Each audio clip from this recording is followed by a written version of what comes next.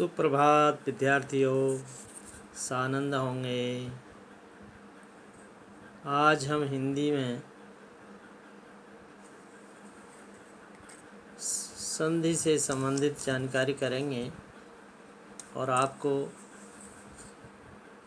संधि में दो संधियों का विवरण बता चुके हैं। अब तीसरी संधि विसर्ग संधि के बारे में आज जानेंगे। ध्यान से देखेंगे, सुनेंगे, समझेंगे। विसर्ग संधि, ये विसर्ग का चिन्ह देखिए इस प्रकार से विसर्ग का, जैसे अह में लगता है, ये विसर्ग का चिन्ह। विसर्ग संधि विसर्ग के साथ, विसर्ग चिन्ह जहाँ पर भी होता है, विसर्ग के साथ स्वर या व्यंजन मेल में, स्वर या व्यंजन मेल में, विसर्ग के साथ स्वर या व्यंजन के मेल में जो परिवर्तन आता है उसे विसर्ग संधि कहते हैं। विसर्ग के साथ स्वर या व्यंजन के मेल से, चाहे उसमें स्वर जुड़े या व्यंजन जुड़े हैं, विसर्ग के साथ स्वर या व्यंजन के मेल में जो परिवर्तन आता है उसे विसर्ग संधि कहते हैं। ठीक है, पुनः देख लें। विसर्ग के साथ स्वर या व्यंजन के मेल में जो परिवर्तन आता है उसे विसर्ग संधि कहते हैं। अब इस संधि के नियमों को जान लेंगे। हर संधि का नियम आना चाहिए। पहला नियम है, यदि विसर्ग से पूर्व, ठीक है, ऐसा चिन्ह जो है, यदि विसर्ग से पूर्व अ हो और बाद में अ या किसी वर्ग का, अ या किसी वर्ग का तीसरा, चौथा, पांचवा वर्ण, किसी भी वर्ग का, जैसे क वर्ग, च वर्ग, ट वर्ग, त वर्ग, प वर्ग, किसी वर्ग, तीसरा, चौथा, पांचवा, या य, र, ल, व, ह, या उसमें जो अंतस्थ व्यंजन होते हैं, य, र, ल, व, ह में से कोई वर्ण हो, चाहे अ के बाद अ हो और बाद में अ हो, या किसी वर्ग का तीसरा, चौथा, पांचवा वर्ण हो, या य, र, ल, व, ह में से कोई वर्ण हो, तो विसर्ग का जो विसर्ग चिन्ह होता है उसका ओ हो जाएगा। क्या हो जाएगा? ओ हो जाएगा। वो विसर्ग चिन्ह जो है ओ में बदल जाएगा। ठीक है, जैसे रजः धन गुणः, रजः धन गुणः। अब जैसे क वर्ग का तीसरा वर्ण है, क, ख, ग तीसरा वर्ण है और यहाँ पर लगा हुआ है विसर्ग, इसलिए उसने कहा सीधे विसर्ग चिन्ह ओ में बदल जाएगा, तो इसलिए जौ का जो बन जाएगा, ये ध्यान रखना। जैसे रजो गुण हो गया है, रजो गुण। जैसे अधः धन गति है, अधः धन गति, इसमें भी विसर्ग का ओ बन जाएगा, अधो गति। ऐसे ही मनः धन हरा, मन, मनः विसर्ग लगा है, उसके बाद ह अक्षर आया है, मनोहर, क्या बन जाएगा? मनोहर। ऐसे ही तपः धन भूमि, तपः, तपो हो जाएगा, तपो भूमि।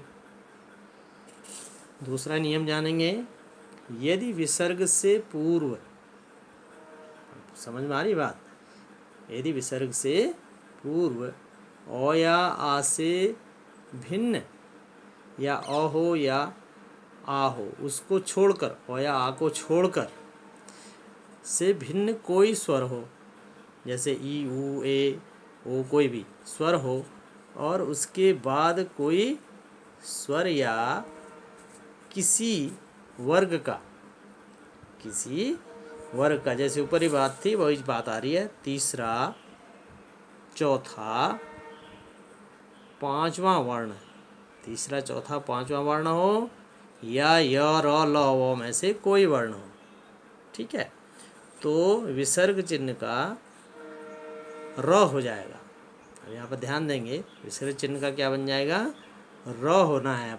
अब ध्यान रखेंगे, जैसे नि धन आशा, नि धन आशा। अब विसर्ग का रो बनना है तो नी रो बन गया और यहाँ आ की मात्रा बन गया निराशा। ऐसे ही निह धन मल, क्या बन जाएगा, निह धन मल, विसर्ग का रो बनना है निर्मल। ऐसे ही पुनः धन जन्म, पु न, यहाँ पर बन जाएगा रो, पुनर्जन्म, पुनर्जन्म। ऐसे ही दुह धन उपयोग, दु दुरुपयोग हो जाएगा, इसका हो जाएगा दुरुपयोग, दु रो यहाँ पर इसमें ऊ की मात्रा, दुरुपयोग। ऐसे ही निह धन अर्थक, निह धन अर्थक, इसका रो बन जाएगा विसर्ग का निरर्थक। दुह धन जन, रो बनना है दुर्जन। ठीक है, अगला नियम जानेंगे। यदि विसर्ग के बाद, ये भी चिन्ह है विसर्ग का, के बाद चौ छ या श्र, विसर्ग के बाद चौ छ या श्र तालव्य विसर्ग है आए तो विसर्ग का श्र हो जाएगा। तालव्य विसर्ग है, हलंत लगा हुआ। जैसे निह धन चल है, अब इसका श्र बनना है। ठीक है, आधा स बनेगा, निश्चल बन जाएगा, निश्चल। ऐसे निह धन छल है, यहाँ पर श्र बन जाएगा इसका निश्चल। दुह धन चरित, दुष्चरित। ठीक है, अगला नियम जाने। यदि विसर्ग से परे अलग से, ठीक है, तो या स हो, विसर्ग से परे तो या स हो तो विसर्ग का स हो जाएगा। ठीक है, तो या स होने पर विसर्ग का स बन जाना है। देखो, दुह धन तर, दुस्तर, इसका स बन गया विसर्ग का। निह धन संतान, निसंतान, निस संतान। निह धन तेज, निस्तेज। नमः धन ते, नमस्ते, स बन गया इस विसर्ग का। ठीक है, इसके बाद अगला नियम जाने। यदि विसर्ग से आगे, ध्यान रखेंगे, विसर्ग से आगे र हो तो विसर्ग का लोप हो जाएगा। विसर्ग से आगे र हो तो विसर्ग का लोप हो जाएगा और उससे पूर्व का स्वर क्या हो जाएगा, दीर्घ हो जाएगा, बड़ा हो जाएगा। दीर्घ का उच्चारण, जैसे दीर्घ स्वर हो। ठीक है, जैसे निह धन रोग, निह धन रोग, इसका जो विसर्ग है उसके होने से ये मात्रा जो है दीर्घ हो जाएगी, निरोग। जैसे निह रस, नीरस। अगला नियम, यदि विसर्ग से पूर्व ई या उ हो और विसर्ग से परे क ख ट प फ में से कोई भी वर्ण हो, क ख ट प फ में से कोई भी वर्ण हो तो विसर्ग का श हो जाता है, मूर्धन्य स। जैसे निह धन काम, अब इस विसर्ग का मूर्धन्य स बन जाएगा, निष्काम। दुह धन कर, यहाँ स बनेगा इसका, दुष्कर। दुह धन कर्म, दुष्कर्म।